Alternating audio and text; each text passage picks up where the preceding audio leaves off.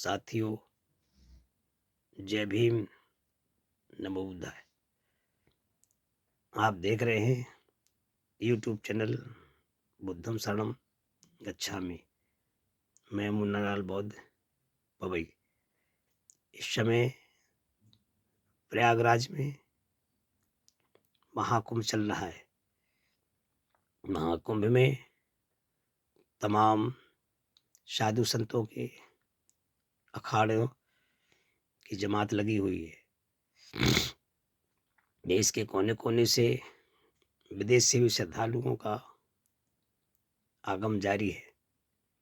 वहीं एक नई घटना सुनने में आ रही है, बहुत वायरल हुई है कि एक आगरा से आई हुए एक दंपत्ति ने, जिनका नाम संदीप है, वो पेठा व्यापारी हैं, आगरा के रहने वाले हैं और फतेहाबाद के पास ढोकी थाना है, उनके पास रहते हैं। उनकी 2 बेटियां हैं, राखी और निकी। दोनों पति पत्नी अपनी बड़ी बच्ची राखी, जिसकी उम्र 13 साल बताई जा रही है, वो कक्षा 9 की छात्रा है, अभी पढ़ रही है। उसको लेकर इस महाकुंभ के दर्शन कराने लाए थे और यहाँ आकर के उन्होंने एक कौशल्य गिरी नाम के जो संत हैं, साधु हैं, महात्मा हैं, उनको अपनी बड़ी बेटी 13 साल की जो कक्षा 9 की छात्रा है, उसे उस साधु को दान कर दिया है। हमारा कहने का मतलब कि अपनी बड़ी बेटी राखी को संत को दान दे दिया है। अभी तक हम सुनते आए हैं, साधु संतों को हम लोग भोजन दान देते हैं, अन्न दान देते हैं, पैसा दान देते हैं, वस्त्र और अन्य वस्तु भी दान देते हैं। कभी कभी अन्न दान और भूमि दान की भी बात सुनने में आ जाती है। लेकिन आज जो हम सुन रहे हैं कुंभ के माध्यम से कि एक संदीप नाम के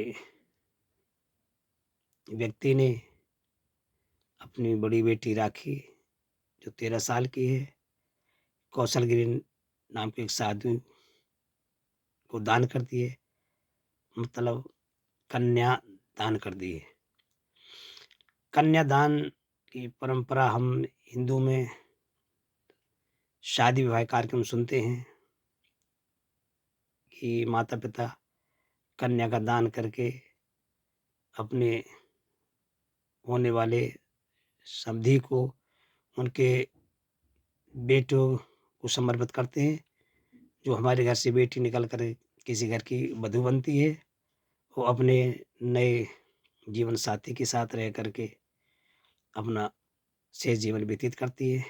तो ये कन्यादान शादी विवाह रस्म में सुनने को आती थी, लेकिन आज इस महाकुंभ के दौरान ये कन्यादान की बात हमें अजीब व गरीब लगी है कि साधु संतों को हम कन्यादान भी कर सकते हैं, जबकि कन्या अबोध बताई जा रही है, 13 साल है।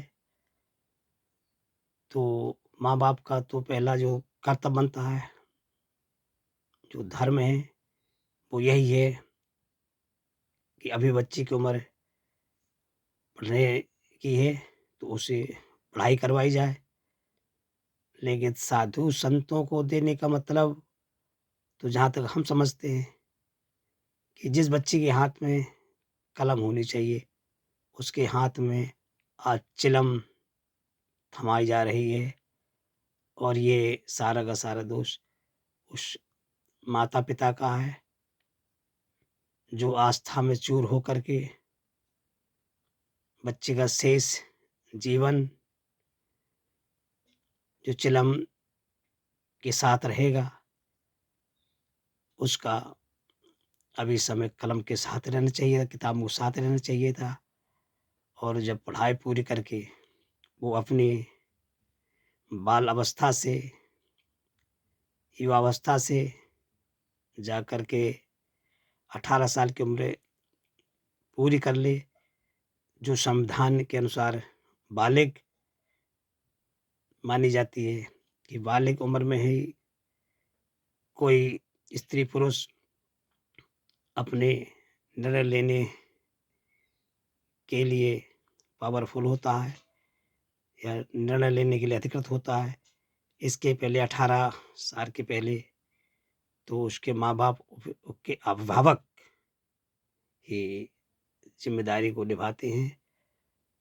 तो ये ज़िम्मेदारी हमारे हिसाब से अभी उस 13 साल के बच्चे के लिए जो माँ-बाप ने निभाई है, वो एक कुरीति को जन्म देगी और हो सकता है आगे चल कर के ये परंपरा इस भारतीय समाज में ना आए तो अच्छा है।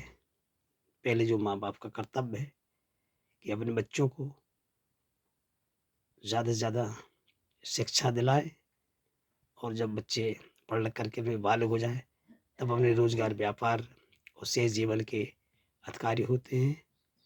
तो जो अधिकार का इस्तेमाल माँ-बाप ने किया, वो बहुत चिंतनीय है।